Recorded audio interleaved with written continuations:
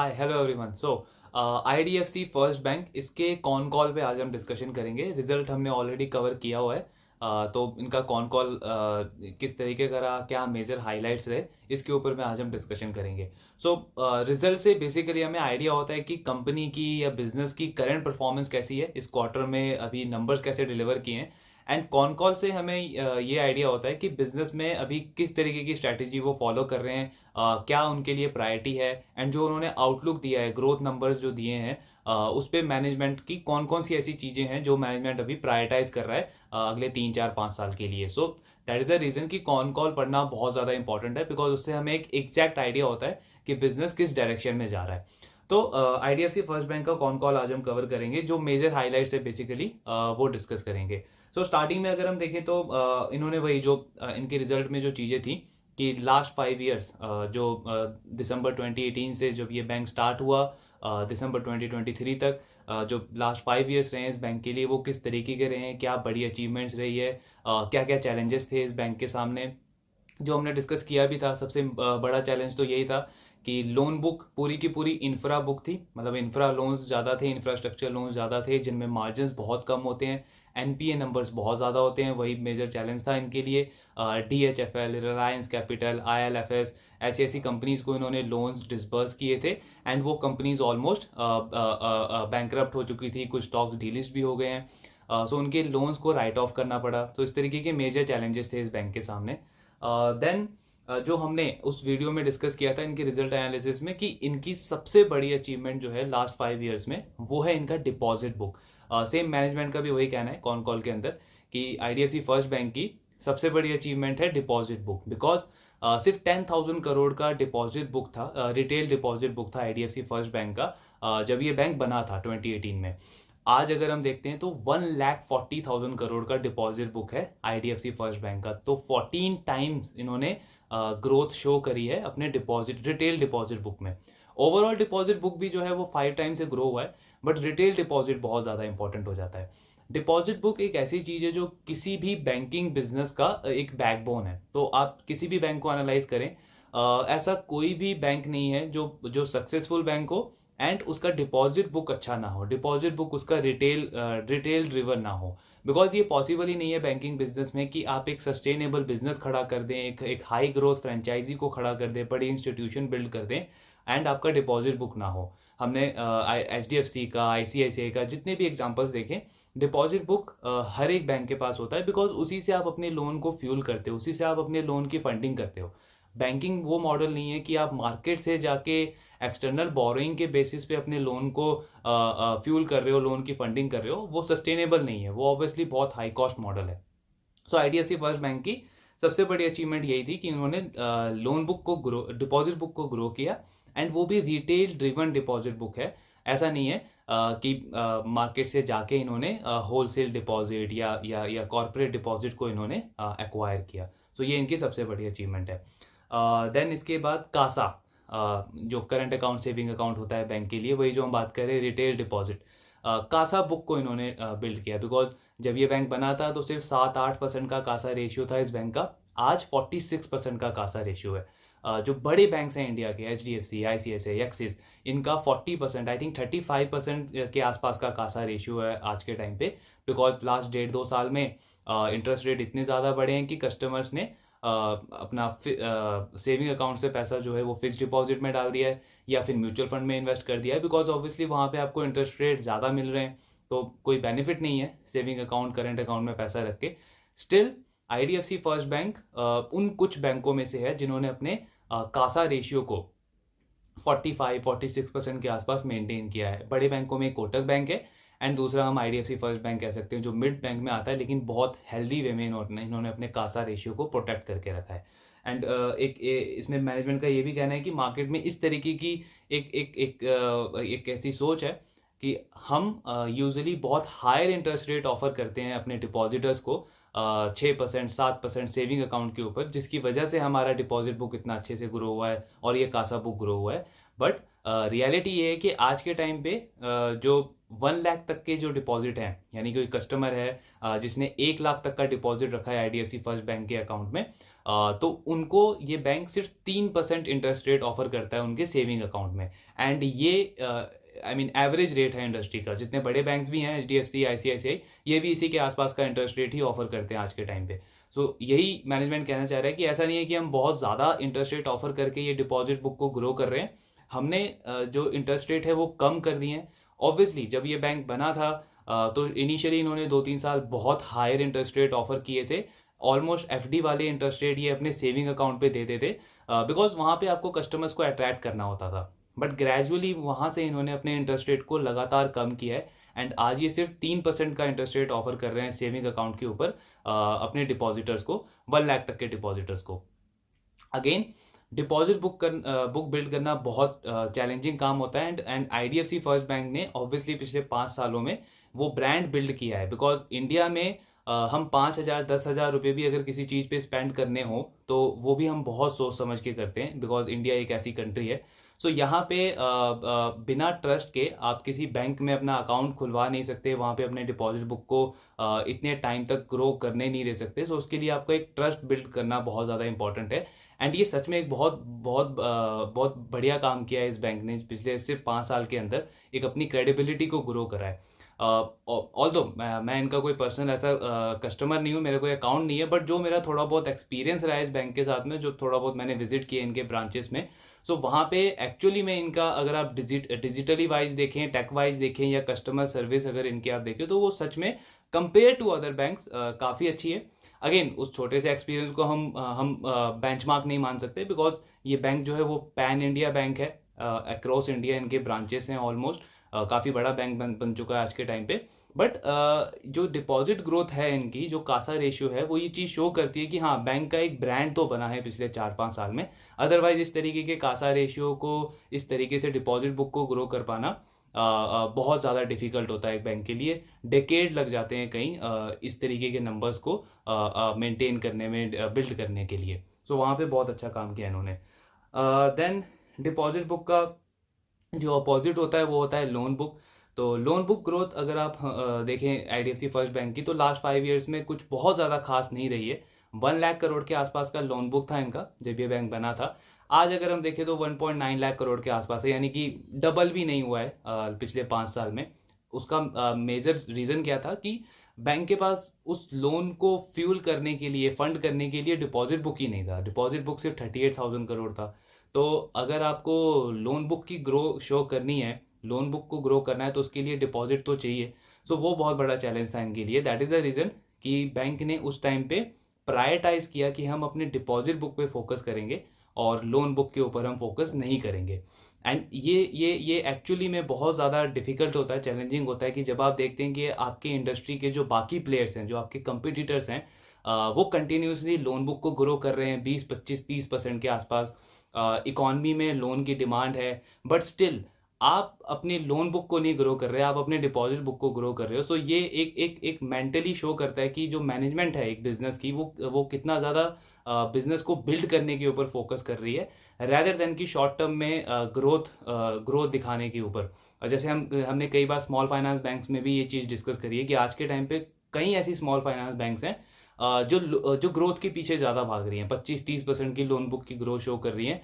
Visa वीज जब हम उनका डिपॉजिट बुक देखते हैं तो वो डिपॉजिट बुक काफ़ी ज़्यादा कम है, कासा रेशियो 15-20% के आसपास है, बट स्टिल लोन बुक की ग्रोथ वो 25-30% शो कर रहे हैं। सो वहाँ पे उनका फोकस जो है वो आज की ग्रोथ पे है, रेदर देन कि फ्यूचर के लिए उस बैंक को बिल्ड किया जाए। तो वो चीज़ IDFC फर्स्ट बैंक ने पिछले 4-5 साल में करी है। डेलिबरेटली इन्होंने अपने लोन बुक ग्रोथ को कम रखा है एंड डिपॉजिट बुक के ऊपर फोकस किया है। सो उसका इन्हें अगर हम देखें तो आज रिजल्ट भी बहुत ज़्यादा अच्छा मिला है। देन एसेट क्वालिटी के ऊपर बैंक ने बात की है कि जब ये बैंक बना था उससे पहले जो कैपिटल फर्स्ट जो NBFC थी, जो कि मर्ज हुई IDFC बैंक के साथ में, सो उनका 14 ईयर्स का ट्रैक रिकॉर्ड था कि वो रिटेल लोन देते थे, रूरल लोन देते थे और SME, ये 3 तरीके के लोन देते थे। कॉर्पोरेट लोन वगैरह वो NBFC नहीं देती थी।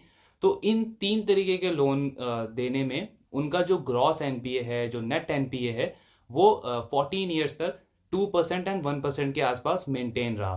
14 ईयर्स बहुत लंबा टेन्योर होता है। हर 3-4 साल में हम देखते हैं कि साइकिल चेंज होता है इकॉनमी का। हर 3-4 साल में ऐसा टाइम आता है जब इकॉनमी हमारी बहुत अच्छी करती है, देन डाउनटर्न आता है, बहुत ही वर्स्ट फेस आता है, स्ट्रेस वाली सिनेरियो आते हैं इकोनॉमी के अंदर।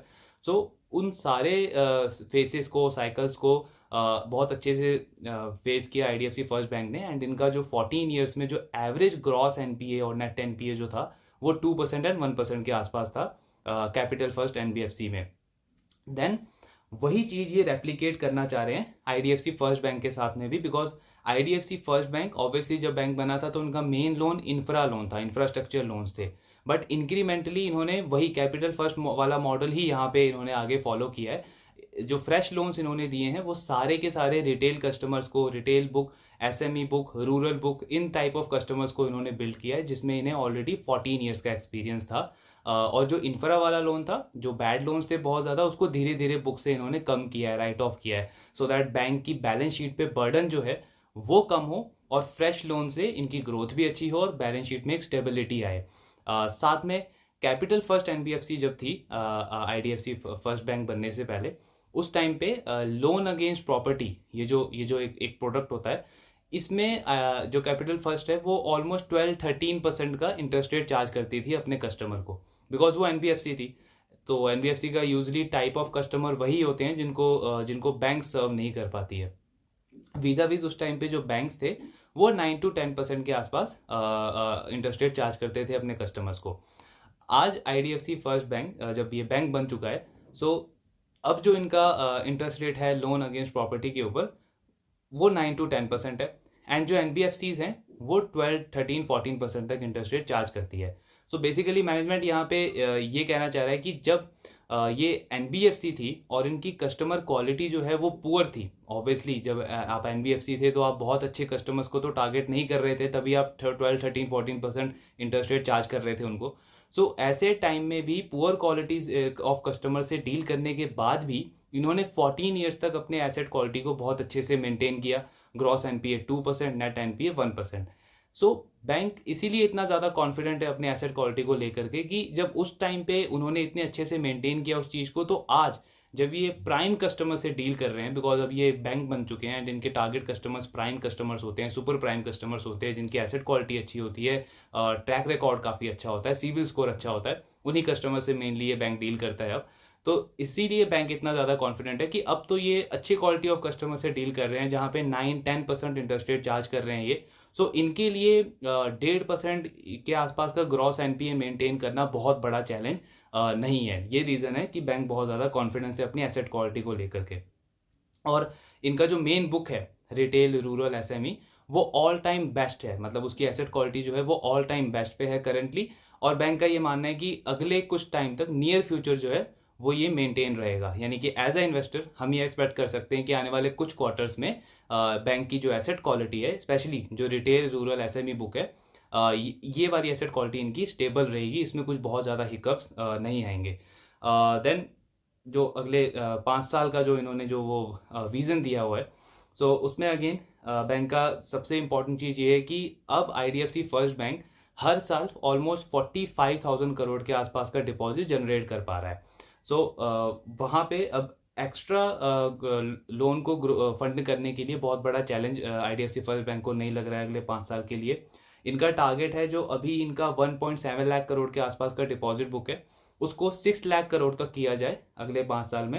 अभी जो ग्रोथ है वो 40% की है। डिपॉजिट बुक जो इनका करेंटली ग्रो कर रहा है पिछले 3-4 साल से, कुछ क्वार्टर से देखें तो 40-45% के आसपास के रेट से वो ग्रो कर रहा है। बट इन्होंने अगले 5 साल का टारगेट दिया है 24-25%, यानी कि उस ग्रोथ को इन्होंने ऑलमोस्ट 15% से कम कर दिया है। 40% आपकी अभी ग्रोथ रेट है, अगले 5 साल में आप 24-25% टारगेट कर रहे हैं।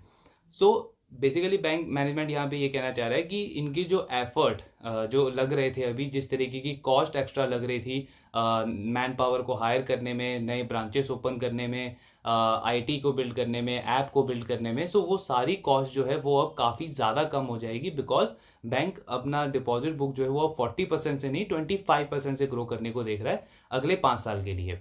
सो क्योंकि वो कॉस्ट कम हो जाएगी तो ऑब्वियसली उसका बेनिफिट जो है वो बैंक की इनकम में आएगा, क्योंकि आपकी कॉस्ट कम हो गई तो आपको आपका जो इनकम है वो ज़्यादा तेजी से ग्रो करेगा। सो ये ओवरऑल बैंक का यहाँ पे आउटलुक है। Similarly loan book loan book जो अभी 24-25% पे ग्रो कर रही है बैंक की, उसका इन्होंने क्या ग्रो टारगेट दिया है, 20% के आसपास अगले 5 साल के लिए। तो ऑब्वियसली लोन बुक की फंडिंग आप कहाँ से करते हैं, डिपॉजिट बुक से ही करते हैं।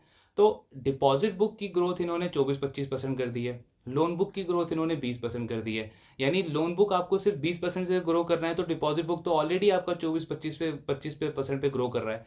तो वहां से आप इजिली फंड कर सकते हो अपने लोन बुक को। वही सेम चीज हो जाती है कि कॉस्ट आपकी सडनली बहुत ज्यादा कम हो जाएगी अगले 5 साल में। एंड ओवरऑल जो इनका लोन बुक का साइज है वो 5 लाख करोड़ तक हो जाएगा अगले 5 साल में, यानी डबल से थोड़ा ज्यादा।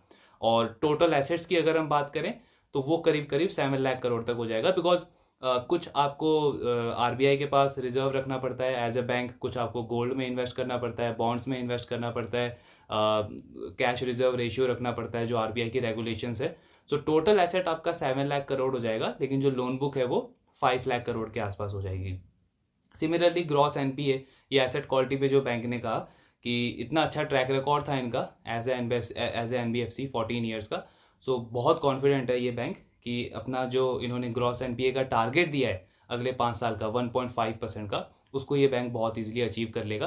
क्योंकि इंफ्रा लोन धीरे धीरे कम होते जा रहे हैं और कुछ साल में वो बिल्कुल ही जीरो हो जाएंगे। तो जो रिटेल और रूरल एसएमई इनका जो मेन बुक है, वहां तो एसेट क्वालिटी का ट्रैक रिकॉर्ड इनको ऑलरेडी, जब ये एनबीएफसी थी तब भी अच्छा रहा है और अभी भी अच्छा ही कर रहा है। तो बैंक काफी कॉन्फिडेंट है कि 1.5% का जो ग्रॉस एनपीए का टारगेट है इनका गोइंग अहेड, उसको ये बैंक बहुत इजीली अचीव कर लेगा। अब जो प्रॉफिटेबिलिटी की बात आ जाती है, जो हम आरओए की बात करते हैं एक बैंक के लिए, बिकॉज बहुत इंपॉर्टेंट चीज होती है आरओए। सो आरओए एक बैंक का कितना होना चाहिए, यूजली एफिशिएंट जो बैंक है उसका आरओए 2% के आसपास होना चाहिए। And if you remember, IDFC first bank ने भी अगले 5 साल का टारगेट यही दिया है कि 2% का आरओए ये बैंक अचीव करना चाहता है। सो 2% का आरओए, एसेट साइज लगभग 6.5-7 लाख करोड़ के आसपास। तो 6.5-7 लाख करोड़ के आसपास का अगर आप 2% का रिटर्न डिलीवर कर रहे हैं उस एसेट पे, सो आपका नेट प्रॉफिट जो है वो ऑलमोस्ट 13-14 थाउजेंड करोड़ के आसपास हो जाता है। करंटली जो आईडीएफसी फर्स्ट बैंक का जो नेट प्रॉफिट है लास्ट 9 मंथ्स का इस फाइनेंशियल ईयर में, वो 2200-2300 करोड़ के आसपास है। एंड हर क्वार्टर में ये बैंक 600-700 करोड़ का नेट प्रॉफिट अभी हिट कर रहा है। सो ये जो अभी लास्ट क्वार्टर चल रहा है इस फाइनेंशियल ईयर का, जनवरी टू मार्च का, इसमें भी अगर हम अज्यूम करें कि ज्यादा ग्रोथ नहीं, वही 600-700 ही अगर ये बैंक अचीव करता है, तो इनका जो इस साल के एंड में जो नेट प्रॉफिट होगा वो 3000 करोड़ के आसपास होगा। जो हमने 2% की आरओए के साथ जो कैलकुलेशन करी है, उसके साथ इस बैंक का जो अगले 5 साल में जो टारगेट है नेट प्रॉफिट का, वो 12-13 हजार करोड़ के आसपास है। यानी कि अगले 5 साल में बैंक का प्रॉफिट 3,000 करोड़ से 12-13 हजार करोड़ तक जाएगा। ऑलमोस्ट 3 to 4 टाइम की ग्रोथ आएगी इनके नेट प्रॉफिट में। सो हम ये तो देख रहे हैं कि डिपॉजिट ग्रोथ इन्होंने 40% से 25% कर दी, लोन बुक की ग्रोथ इन्होंने 24-25% से कम करके 20% कर दी। बट यहाँ पे ये भी समझना जरूरी है कि इन सारी चीजों की वजह से बैंक में स्टेबिलिटी आ रही है, बैंक की कॉस्ट कम हो रही है, एक्स्ट्रा एफर्ट नहीं डालना पड़ रहा है उन्हें, और एक बहुत ही सस्टेनेबली ग्रो करके ये बैंक अपने नेट प्रॉफिट को अगले 5 साल में 4 से 5 टाइम, 3 से 4 गुना ग्रोथ जो है वो डिलीवर करने का टारगेट कर रहा है। सो ये एक बहुत ही हेल्दी ग्रोथ नंबर है। बिकॉज एक इन्वेस्टर के लिए जो रिटर्न है वो एक एक बिजनेस के प्रॉफिट के ऊपर डिपेंड करता है। अदरवाइज तो क्या, जोमेटो और पेटीएम जैसे आप सेल्स ग्रो करते जाइए, प्रॉफिट आपका है नहीं। सो अल्टीमेटली वही होगा कि किसी दिन आप देखोगे स्टॉक 20% ऊपर, किसी दिन स्टॉक 40% नीचे, एंड एट द एंड जो इन्वेस्टर का वेल्थ है वो क्रिएट नहीं होगा। वेल्थ आपका कब क्रिएट होगा, जब आपका जो बिजनेस है जो आपने बाय किया हुआ है वो कंसिस्टेंटली प्रॉफिट एक हेल्दी रेट पे ग्रो करे। So even though IDFC first bank अपना डिपॉजिट बुक, लोन बुक की ग्रोथ कम कर रहा है, लेकिन स्टिल अगर आप प्रॉफिट ग्रोथ पे अगर आप फोकस करें तो ये बैंक अगले 4-5 साल के अंदर 3 से 4 गुना प्रॉफिट ग्रोथ अपना बढ़ाने की टारगेट कर रहा है, जो कि बहुत बहुत ज्यादा हेल्दी ग्रोथ नंबर है। देन इसके बाद आरओई नंबर पे गए बैंक ने, आरओई और cost to income. ROE bank का अभी 10% है, अगले 5 साल का टारगेट है कि आरओई ये 17-18% तक लेके जाना चाहते हैं। एंड वही होना चाहिए एक एफिशिएंट बैंक के लिए, और ये आईडीएफसी बैंक का टारगेट है। कॉस्ट टू इनकम इनकी बहुत ज्यादा है, 73% की कॉस्ट टू इनकम है। Obviously compare to other banks बहुत ज्यादा है, बट वो क्यों है, क्योंकि सिर्फ 5 साल पुराना बैंक है। 5 साल में इन्होंने नए ब्रांचेस ओपन किए हैं, नए एटीएम्स लगाए हैं, मैन पावर नई लाई है, आईटी बिल्ड किया है, ऐप के ऊपर खर्चा किया है, टेक्नोलॉजी के ऊपर खर्चा किया है। इसके साथ में जो प्रोडक्ट्स हैं, बिकॉज 5 साल पुराना बैंक है तो बहुत सारे ऐसे प्रोडक्ट्स हैं जो इन्हें अभी अभी लॉन्च करने पड़े, चाहे वो क्रेडिट कार्ड हो, चाहे वो इनका वेल्थ मैनेजमेंट का बिजनेस हो, या फिर लोन में कितने सारे मल्टीपल प्रोडक्ट्स हैं, अलग अलग वेंडर से टाई अप किया है। सो इन सारी चीज़ों की कॉस्ट जो है वो अभी लास्ट 5 ईयर्स में इनकर करनी पड़ी है बैंक को। गोइंग अहेड ऑब्वियसली अब ये सारी चीज़ें सेटअप हो गई है, ऐसा तो है नहीं आपको दोबारा से 2,000 3,000 ब्रांचेस ओपन करनी है, ऐसा नहीं है कि दोबारा से आपको ऐप टेक्नोलॉजी बिल्ड करना है, वो हो चुका है। अब उसका रिकरिंग कॉस्ट है सिर्फ। सिमिलरली ये प्रोडक्ट्स आपने एक बार लॉन्च कर दिए, उसका कॉस्ट हो गया। अब धीरे धीरे वो सारे प्रोडक्ट्स जो हैं इंडिविजुअली ब्रेक इवन पे आने स्टार्ट होंगे, प्रॉफिटेबल होना स्टार्ट होगा, जिससे होगा क्या है कि इनका जो कॉस्ट टू इनकम है वो आने वाले टाइम में धीरे धीरे कम होता जाएगा। एंड उसी की वजह से मेन जो ग्रोथ आएगी इनके प्रॉफिट में वो उसी की वजह से आएगी कि कॉस्ट टू इनकम इनका 73% से लगातार कम होता जाएगा, एंड उसका बेनिफिट इनको हम बॉटम लाइन में मिलता हुआ देखेंगे। इसके अलावा ऑब्वियसली बैंक ने जो गाइडेंस दिया है उस पर भी मैनेजमेंट का ये कहना है कि ऐसा नहीं है कि हमने गाइडेंस दे दिया अगले 5 साल के लिए तो एग्जैक्ट हम यही नंबर अचीव करेंगे, बिकॉज बिजनेस है। सो बिजनेस हमेशा डायनामिक चीज़ें होती है, वहाँ पे चीज़ें कभी भी चेंज हो सकती है। एंड ये नंबर्स जो हैं वो ओवर अचीव अंडर अचीव दोनों चीज़ें हो सकती है। हो सकता है हम जो गाइड कर रहे हैं उससे ज़्यादा बेटर अचीव करें, ये भी हो सकता है हम हमारी जो गाइडेंस है उससे हम थोड़ा कम अचीव करें, बट टारगेट हमारा इस नंबर के आसपास परफॉर्म करने का है। सो एज अ इन्वेस्टर हम भी जब अब से जो IDFC फर्स्ट बैंक को ट्रैक करेंगे, हमें भी हर क्वार्टर में क्वार्टर ऑन क्वार्टर जब भी हम इस बैंक को ट्रैक करेंगे तो हमें इन्हीं नंबर्स के इर्द गिर्द देखना है कि बैंक कैसा परफॉर्म कर रहा है, बिकॉज तभी हमें आइडिया लगेगा कि जो उनका 5 साल का विजन है, अगले 5 साल का विजन, उस विजन में बैंक करेंटली कहाँ पे स्टैंड करता है। नेक्स्ट जो लीगेसी बोरोइंग थी, जो हमने बात करी कि जब ये बैंक बना था तो डिपॉजिट बुक तो कुछ था ही नहीं, 37-38,000 करोड़ का डिपॉजिट बुक था सिर्फ। सारी की सारी जो 1 लाख करोड़ की लोन बुक थी इनकी, वो इन्होंने मार्केट से एक्सटर्नल बोरोइंग के थ्रू करा था, बॉन्ड्स वगैरह के थ्रू, जिनकी कॉस्ट ऑलमोस्ट 9-10% के आसपास थी। एक बैंक जब डिपॉजिट बुक के थ्रू अपने लोन बुक को बिल्ड करता है उसकी कॉस्ट बहुत कम होती है, बिकॉज सेविंग अकाउंट में आप कितना इंटरेस्ट रेट देते हो, 3-3.5% के आसपास, FD में आप 7-7.5-8% के आसपास। तो ऑन एन एवरेज अगर आप देखो तो डिपॉजिट कॉस्ट ऑफ डिपॉजिट जो है एक बैंक की वो 4.5-5.5% के आसपास रहती है। वीजा वीज IDFC बैंक की डिपॉजिट कॉस्ट कितनी थी, ऑलमोस्ट 9-10%, बिकॉज ये मार्केट की एक्सटर्नल बोरोइंग पे डिपेंडेंट थे, डिपॉजिट बुक तो इनकी कुछ थी ही नहीं। यही रीजन है कि बैंक ने पिछले 5 साल में सिर्फ डिपॉजिट बुक पे फोकस किया। और अभी इस क्वार्टर में इन्होंने क्या किया है कि वो जो हाई कॉस्ट लीगेसी बोरोइंग है उसको इन्होंने 1400 करोड़ से कम किया है, और वो लगातार लास्ट 5 ईयर्स में कम हुआ है। नेक्स्ट क्वार्टर में अगेन बैंक का टारगेट है कि 1300 करोड़ से और वो जो हाई लीगेसी कॉस्ट बोरोइंग है वो 1300 करोड़ से और कम हो जाएगी। इसके अलावा जो क्रेडिट कार्ड का बिजनेस जो इन्होंने अभी 2-3 साल पहले ही लॉन्च किया है वो काफ़ी अच्छा चल रहा है। उसमें इन्होंने ऑलमोस्ट 22 लाख नए कस्टमर को ऐड किया है सिर्फ इस क्वार्टर के अंदर, और क्रेडिट कार्ड की जो बुक है वो 5,000 करोड़ के आसपास इनकी अभी हिट कर चुकी है।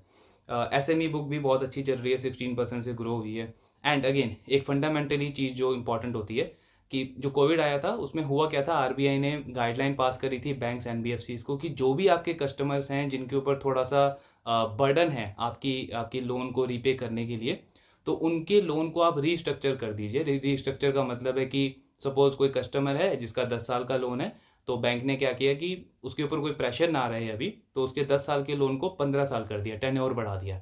या फिर कोई कस्टमर है जिसको 12% इंटरेस्ट रेट चार्ज कर रहा है बैंक, सो उसका इंटरेस्ट रेट 12% की जगह 10% 9% कर दिया, अगेन जिससे उसका प्रेशर कम हो जाए। सो ये रीस्ट्रक्चर लोन होते हैं। तो IDFC फर्स्ट बैंक का कहना है कि उनके जितने भी रीस्ट्रक्चर लोन हैं उसमें से 93% लोन जो हैं वो सिक्योर्ड लोन है। ये क्या सेफ्टी प्रोवाइड करता है एज ए इन्वेस्टर हमें, कि सपोज कल को अगर उनमें से कुछ बोरोवर्स जो हैं वो डिफॉल्ट भी कर जाते हैं तो भी 93% लोन सिक्योर्ड है, यानी कि बैंक उनके एसेट्स को लिक्विडेट करके जो अपना लोन अमाउंट है वो वापस से रिकवर कर सकता है। तो उसमें बैंक का फैक्चुअली अगर हम देखें तो कुछ बहुत ज़्यादा लॉस नहीं होगा। तो फंडामेंटली थोड़ा हमें समझ आता है कि चीज़ें स्ट्रॉन्ग हैं इस बैंक के साथ में। देन जो AIF का गाइडलाइन आया था, ये भी अगेन एक बहुत इंपॉर्टेंट चीज़ है। जो RBI ने भी कुछ टाइम पहले AIF के लिए गाइडलाइन प्रोवाइड करी थी कि जितने भी बैंक्स और NBFCs हैं ये बेसिकली क्या कर रहे थे, इन्होंने किसी कॉर्पोरेट को लोन दिया है एंड उन्हें पता है कि उस कॉर्पोरेट से रीपेमेंट अभी आ नहीं रही है। सो इन्होंने क्या किया है कि उसी कॉर्पोरेट के AIF उसी कॉर्पोरेट में इन्वेस्ट कर दिया थ्रू AIF। सो बेसिकली रीचैनलिंग हुआ फंड का, जहाँ पे वो अपने NPA को काइंड ऑफ हाइड करने की कोशिश कर रहे हैं। तो उसको ट्रांसपेरेंट रखने के लिए RBI ने ये गाइडलाइन इशू करी थी कि अगर इस तरीके की एक्टिविटी जिस भी बैंक या NBFC ने करी है, तो वो उसके अगेंस्ट में प्रोविजनिंग कर दे एंड वो अमाउंट जो है वो इमीडिएटली विदड्रॉ कर ले। तो IDFC फर्स्ट ने क्लियर उसमें ये कहा है मैनेजमेंट ने कि हमारे बैंक में इस तरीके की कोई चीज़ें थी नहीं, तो हमें कुछ एक्स्ट्रा प्रोविजनिंग या कुछ NPA वगैरह वहाँ से होने का कोई चांस नहीं है। अगेन ये भी एक बैंक की आपको ट्रांसपेरेंसी शो करता है। अब एक इम्पॉर्टेंट चीज़ इसमें कि हम ये जितनी भी चीज़ें डिस्कस कर रहे हैं, अच्छी या बुरी, मोस्टली तो इसमें अभी तक ऑब्वियसली पॉजिटिव चीज़ें ही निकल के आ रही है। तो इसमें ये समझना इंपॉर्टेंट है एज अ इन्वेस्टर कि ये सारी चीज़ें फंडामेंटली जो स्ट्रांग है ये बैंक, ये आज है, ये इस बैंक की आज की परफॉर्मेंस है। इसमें हमें कभी भी ज़्यादा इमोशनली अटैच नहीं हो जाना है किसी भी स्टॉक से, किसी भी बिजनेस से, बिकॉज ये माइंड में हमें हमेशा रखना है कि कल को ये चीज़ें बिल्कुल ही चेंज हो सकती है। सपोज कल हम चेक करें और कुछ ऐसा हो कि बैंक का पूरा फंडामेंटली चेंज हो गया है, जो सिचुएशन थी वो बिल्कुल ही चेंज हो चुकी है, तो वहाँ पे एज ए इन्वेस्टर इंपॉर्टेंट है कि नंबर 1 कि अगर तो हम इस बैंक में इन्वेस्टेड हैं, तो वहाँ पे हमें हमारा कैपिटल प्रोटेक्ट करना है, हमें इमीडिएटली इस बिजनेस से निकलना है, एग्जिट करना है। बिकॉज अब चीज़ें चेंज हो चुकी है। वी नो कि कल तक बैंक बहुत अच्छा कर रहा था, पिछला 5 साल बहुत अच्छा है, अगले 5 साल का गाइडेंस अच्छा है, कॉन कॉल में अच्छी अच्छी बातें हुई हैं, ये सब ठीक है। लेकिन अगर हमें पता है कि कुछ खराब हो चुका है बैंक में, कुछ खराब परफॉर्मेंस हुई है, कुछ एसेट क्वालिटी का इशू हुआ है, या अब हमें क्लियरली लग रहा है कि वो नंबर्स ये बैंक अचीव नहीं कर सकता, डिलीवर नहीं कर सकता, सो इट्स बेटर कि हम अपने कैपिटल को प्रोटेक्ट करें एंड वहाँ से एग्जिट करें। कभी भी इस तरीके का माइंडसेट नहीं रखना है हमें कि एक स्टॉक से हम अटैच हो जाएं एंड उसी स्टॉक से पूरी वेल्थ क्रिएट करनी है, बिकॉज वो वेल्थ क्रिएट नहीं होगी, वो वेल्थ डिस्ट्रक्ट हो जाएगी हमारी। सो इट्स बेटर कि आपको अगर आइडिया लग गया है अब कि किसी स्टॉक में, किसी बिजनेस में प्रॉब्लम आ गई है, जैसे फॉर एग्जांपल पॉलीकैब के साथ हुआ, अभी पॉलीकैब का हमने Q1 में, Q2 में एनालिसिस किया कि कितना अच्छा बिजनेस है, गवर्नमेंट के ऑर्डर्स मिल रहे हैं, कैपेक्स पे कैपेक्स चल रहा है, रेलवे के ऑर्डर मिल रहे हैं, हाई ग्रोथ बिजनेस है, केबल एंड वायर में इंडस्ट्री लीडिंग है, स्टॉक ने जबरदस्त रिटर्न डिलीवर करे। लेकिन वो IT वाला इशू हुआ एंड वी नो कि हमें उसकी कुछ एग्जैक्ट क्लैरिटी नहीं है कि वो चीज़ें कब तक सॉर्ट आउट होगी। सो इट्स बेटर कि आज अपने कैपिटल को प्रोटेक्ट करें एंड हम वहाँ से एग्जिट करें। तो अननेसेसरी किसी स्टॉक के साथ अटैच नहीं होना है हमें, फोकस हमारा वेल्थ क्रिएशन पे ही होना चाहिए एंड कंटिन्यूसली वो बिजनेसेस जिनमें सारी चीज़ें, मोस्ट ऑफ द चीज़ें हमें अच्छी लग रही हैं, उन्हीं के साथ स्टिक रहना है। सो ये चीज़ समझना बहुत इंपॉर्टेंट है। देन इसके अलावा बैंक ने अगेन वही, एक्चुअली इस क्वार्टर में इनका जो ऑपरेटिंग एक्सपेंसेस है वो काफ़ी हाई रेट से ग्रो हुआ है। सो उसमें बैंक का कहना है कि एक तो फेस्टिव सीजन था, अक्टूबर से दिसंबर वाला, दिवाली थी, नवरात्रि वगैरह थे। सो ऐसे में जो बैंक्स होते हैं वो बहुत सारे ऑफर्स रन करते हैं, जैसे होम लोन पे ऑफर होता है, कंज्यूमर इलेक्ट्रॉनिक जो आइटम्स होती हैं उन पे बैंक ऑफर लॉन्च करता है, ब्रांडिंग, मार्केटिंग, कैंपेनिंग, इन सब पे जो है एक्सपेंसेस काफ़ी ज़्यादा होते हैं, क्योंकि ये पूरा जो क्वार्टर है वो बिजनेस के लिए हेल्दी होता है।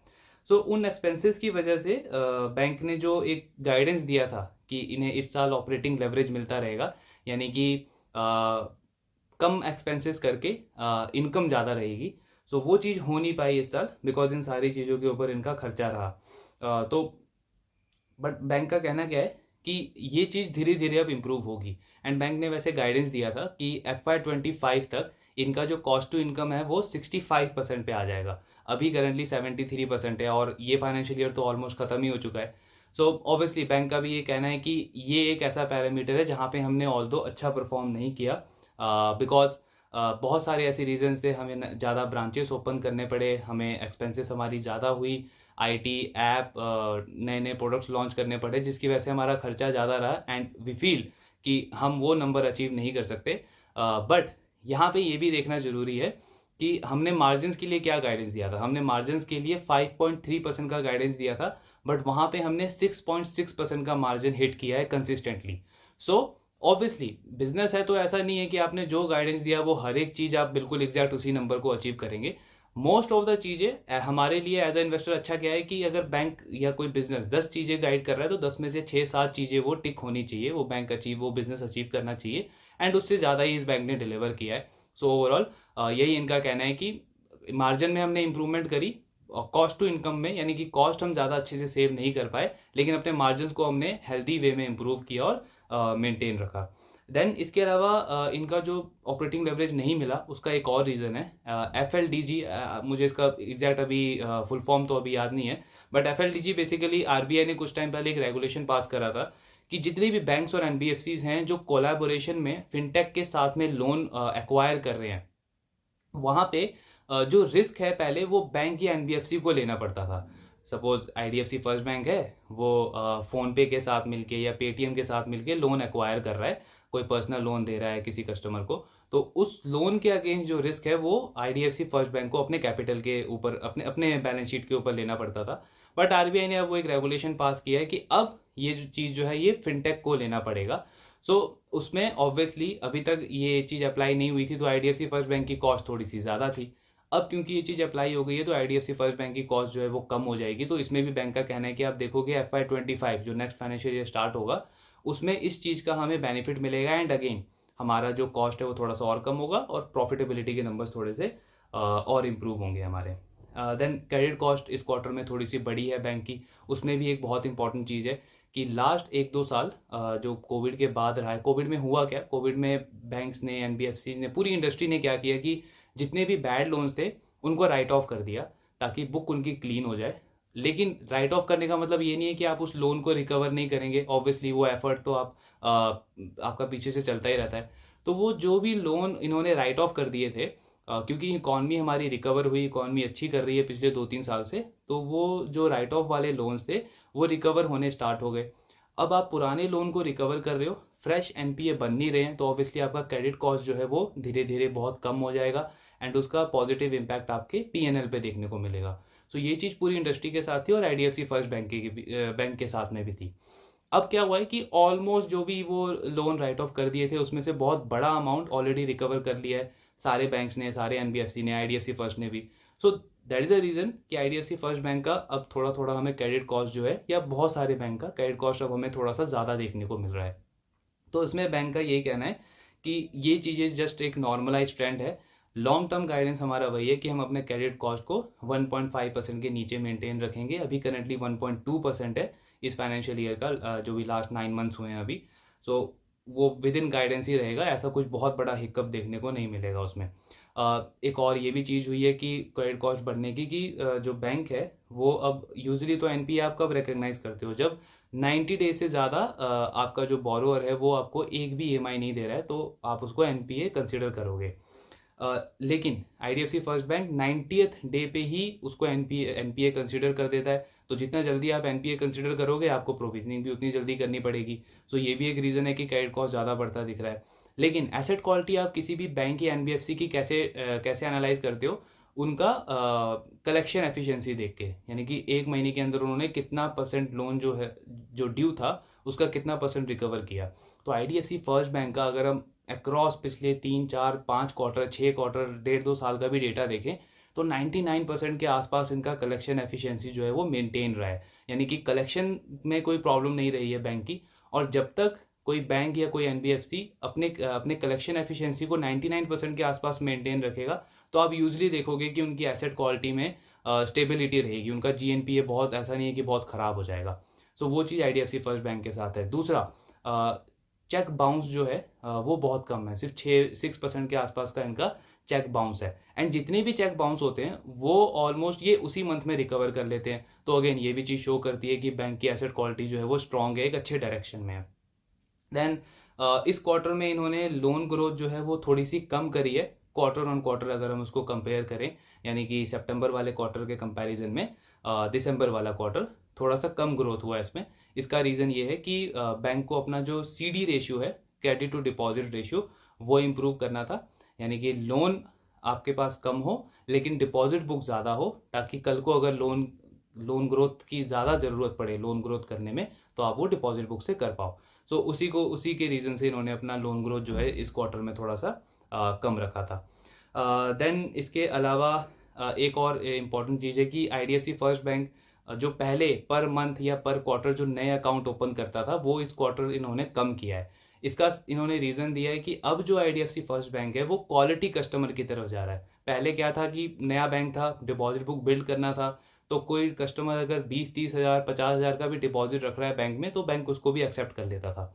बट अब बैंक की प्रेफरेंस है, क्योंकि एक ब्रांड बन चुका है, सो अब बैंक की प्रेफरेंस है कि ये उन कस्टमर्स को टारगेट करे यूजुअली जिनका डिपॉजिट साइज ज्यादा हो, यानी कि कोई 3 लाख 5 लाख 10 लाख का डिपॉजिट अगर बैंक में रख रहा है, उन कस्टमर्स की तरफ ज्यादा फोकस है, क्वालिटी ऑफ कस्टमर्स की तरफ ज्यादा फोकस है, वॉल्यूम की तरफ नहीं, वैल्यू की तरफ ज्यादा फोकस है, बिकॉज उसमें ऑब्वियसली बैंक को भी फायदा है, बैंकिंग मॉडल ही ऐसा है, क्योंकि अगर कोई 5 लाख 10 लाख आपके अकाउंट में रख रहा है तो यानी कि आपका डिपॉजिट बेस भी बढ़ रहा है, एंड उस टाइप ऑफ कस्टमर्स को आप मल्टीपल प्रोडक्ट्स भी पिच कर सकते हो, आप उनको पर्सनल लोन दे सकते हो, क्रेडिट कार्ड दे सकते हो, म्यूचुअल फंड दे सकते हो, इंश्योरेंस दे सकते हो, विजा वी जो कस्टमर सिर्फ 10 20 50 हज़ार रख रहा है आपके अकाउंट में, सो ऑब्वियसली उसका साइज छोटा है, तो आप उसको मल्टीपल प्रोडक्ट्स भी नहीं दे सकते, लेकिन आपको ऐप उसको वैसा ही देना है जैसे आप बड़े कस्टमर्स को दे रहे हो, कस्टमर सर्विस वैसी ही देनी है जैसे बड़े कस्टमर्स को दे रहे हो, आईटी टेक्नोलॉजी ये सब आपको वैसे ही डिलीवर करना है, तो ऑब्वियसली बैंक का जो फोकस है वो क्वालिटी ऑफ कस्टमर्स की तरफ ज्यादा है। दिस इज द रीजन कि नए अकाउंट्स खुलना जो है वो थोड़े से कम हो गए हैं, वॉल्यूम कम हुआ है, वैल्यू की तरफ फोकस है बैंक का। इसके अलावा अगर हम प्रोडक्ट वाइज देखें तो व्हीकल फाइनेंस जो है उसके अंदर बैंक काफ़ी ज़्यादा एग्रेसिव है। व्हीकल फाइनेंस में ये यूज्ड कार यानी कि सेकंड हैंड कार लोन पे ज़्यादा फोकस करते हैं, बिकॉज उसमें मार्जिन्स अच्छे हैं, एंड जो न्यू कार लोन्स हैं वो बैंक बिल्कुल इग्नोर करता है, अवॉइड करता है, बिकॉज उसमें मार्जिन बहुत ही लो है, ना के बराबर है, एंड बैंक का कहना है कि वो वेस्ट ऑफ टाइम है। सो जो नए कार लोन है वो ये बैंक सिर्फ उन्हीं को देता है जो इनके एग्जिस्टिंग कस्टमर हैं, जिनका इनके बैंक में अकाउंट है या फिर कोई ना कोई प्रोडक्ट इनका ये यूज कर रहे हैं, सो उन्हीं को ये न्यू कार लोन देते हैं। अदरवाइज मेनली जो फोकस है इनका व्हीकल फाइनेंसिंग में वो सेकेंड हैंड कार के ऊपर है, और जो एसेट क्वालिटी है उस व्हीकल फाइनेंसिंग वाले बुक की, उसकी एसेट क्वालिटी काफ़ी अच्छी है, हेल्दी एसेट क्वालिटी है। देन इसके अलावा एक जो कॉम्प्लिकेशन है एक इंडस्ट्री में फिनटेक और बैंक्स के बीच में या एनबीएफसीज के बीच में यूजली, तो उसमें क्या है कि एक थोड़ा सा कंफ्यूजन ये होता है कि सपोज कोई कस्टमर फिनटेक लेके आया बैंक के पास, तो अब उस कस्टमर को आगे के जो प्रोडक्ट्स को क्रॉस सेल करना है, अपसेल करना है, ये राइट किसके पास होगा। सो बेसिकली इसको लेके आईडीएफसी फर्स्ट बैंक का कहना है कि उनकी तरफ से बिल्कुल ही क्लियर अप्रोच रहती है कि कोई भी कस्टमर किसी भी फिनटेक की तरफ से आ रहा है तो उसके उसके डेटा का पूरा एक्सेस एंड उसको आगे फ्यूचर में मल्टीपल प्रोडक्ट सेल करने का राइट, नया बिजनेस जनरेट करने का राइट जो है वो पूरा का पूरा आईडीएफसी फर्स्ट बैंक के पास रहता है। यानी कि ऐसा नहीं है कि वो कस्टमर्स को फिनटेक के आगे हैंड होल्डिंग दे देते हैं, उनकी हैंड होल्डिंग सारा कुछ फ्यूचर बिजनेस जनरेट करने का जो राइट है वो आईडीएफसी फर्स्ट बैंक अपने पास ही रखता है। देन क्यों ये अपने एसेट क्वालिटी को लेके बहुत ज़्यादा कॉन्फिडेंट हैं, अगेन वही सेम रीज़न कि जब ये एनबीएफसीज थे पुअर क्वालिटी ऑफ कस्टमर के साथ डील करते थे तब भी इन्होंने इतने अच्छे से एसेट क्वालिटी को मेंटेन करके रखा है, एंड अभी तो ये बैंक बन चुके हैं और प्राइम कस्टमर्स के साथ डील कर रहे हैं, सो वहाँ पे ऑब्वियसली ये कॉन्फिडेंट है बहुत अच्छा बैंक को कि अपने एसेट क्वालिटी को ये मेंटेन रख सकता है, और जो एनपीए अभी 1.67% है वो अगले 5 साल में 1.5% लाने का जो टारगेट है उसको ये काफ़ी इजीली अचीव कर सकते हैं। क्रेडिट टू डिपॉजिट रेशियो यानी कि डिपॉजिट के अगेंस्ट में लोन कितना है आपके पास, सो 137% था ये जब ये बैंक बना था, आज 101% है, तो उसको बहुत अच्छे से इम्प्रूव किया है बिकॉज इन्होंने लास्ट 5 ईयर्स में डिपॉजिट ज़्यादा ग्रो किए हैं और लोन बुक जो है वो कम ग्रो किया है इन्होंने। ऑपरेटिंग लेवरेज पे बैंक का अगेन वही कहना है कि धीरे धीरे कॉस्ट कम होगी हमारी, बिकॉज जो हाई कॉस्ट लीगेसी बोरोइंग है हमारी वो कम हो रही है, ब्रांचेस हम कम ओपन करेंगे, जो ज़्यादा हमारा खर्चा होता था डिपॉजिट बुक को बिल्ड करने के ऊपर, क्योंकि एक्स्ट्रा मार्केटिंग करनी पड़ती थी उसके ऊपर, हर एक कस्टमर को अलग अलग ऑफर्स शो करने पड़ते थे, मैन पावर हायर करनी पड़ती थी, ग्राउंड लेवल तक जो एक्टिविटी होती थी उसमें हमारा एक्सपेंसेस बहुत ज़्यादा जाता था और 40% से हम ग्रो कर रहे थे। अब हम 25% पे कर रहे हैं तो ऑब्वियसली वो सारा एक्सपेंस बच रहा है हमारा। 2026 के बाद जो ये हाई कॉस्ट लीगेसी बोरोइंग है जिसके अगेंस्ट में हमें वो जो डेट है वो पे करना पड़ता है, 9-10% का डेट जाता है उसका, इंटरेस्ट जाता है उसका, सो वो 2026 के बाद बिल्कुल ही जीरो हो जाएगा, तो ऑब्वियसली वो कॉस्ट भी बचेगी हमारी। सो ऑल इन ऑल ये सारी चीज़ें मिल करके बैंक को हेल्प करेगी जो उनका टारगेट प्रॉफिट नंबर है उसको अचीव करने में। Then I mean credit card का अगर देखें तो वो भी बिजनेस अब धीरे धीरे बहुत अच्छा कर रहा है बैंक के लिए, कलेक्शन एफिशिएंसी काफ़ी अच्छी है, गाइडेंस जो इनका 65% का था कॉस्ट टू इनकम का, वो ऑब्वियसली अभी अचीव नहीं कर पाया, बट बैंक का कहना है कि 2025 के बाद धीरे धीरे वो नंबर अचीव कर लेगा, एंड अगले 5 साल में FY29 तक इनका जो कॉस्ट टू इनकम है वो 55-57% के रेंज में आ जाएगा, जो कि यूजुअली हम देखते हैं कि आज के टाइम पे मिड रेंज जो बैंक्स हैं उनका कॉस्ट टू इनकम लगभग इसी रेंज के आसपास है, तो वो IDFC फर्स्ट बैंक FY 29 तक अचीव कर लेगा। ROE का नंबर बिल्कुल 10% है, वो 17-18% तक लेके जाने का टारगेट है इनका। और सो ओवरऑल अगर हम देखें तो यही चीज़ें हमें समझ आती है कि स्ट्रक्चरली बैंक बहुत अच्छा परफॉर्म कर रहा है, नंबर्स तो अच्छे डिलीवर किए ही हैं इन्होंने, एसेट क्वालिटी में इंप्रूवमेंट है, बट जो मेजर चीज़ें हैं कि इनकी कॉस्ट कम होगी, क्यों कम होगी, वो भी बैंक मैनेजमेंट ने इसमें शो किया है कि किस वजह से कम हो रही है। एंड मोस्ट इंपॉर्टेंटली जो लोन ग्रोथ इन्होंने कम किया है उससे बहुत सारे investors including me, because result analysis में भी हमने डिस्कस किया था कि 25% से जो 20% की लोन ग्रोथ बैंक ने अपनी गाइड करी है, तो थोड़ा सा डिसअपॉइंट मुझे लगा था। बट अगर हम कॉनकॉल को थोड़ा गो थ्रू करें तो उससे समझ आता है कि बैंक जो है वो एक स्टेबिलिटी की तरफ जा रहा है, सस्टेनेबल ग्रोथ की तरफ जा रहा है। ऐसा नहीं है कि अभी इकॉनमी में ग्रोथ है तो 25-30% पे ग्रो कर लो एंड एसेट क्वालिटी आप अपनी खराब कर लो और आगे चल के आप प्रोविजनिंग करते जाओ, आपका प्रॉफिट नंबर जो है वो बिल्कुल ही खराब होता जा रहा है।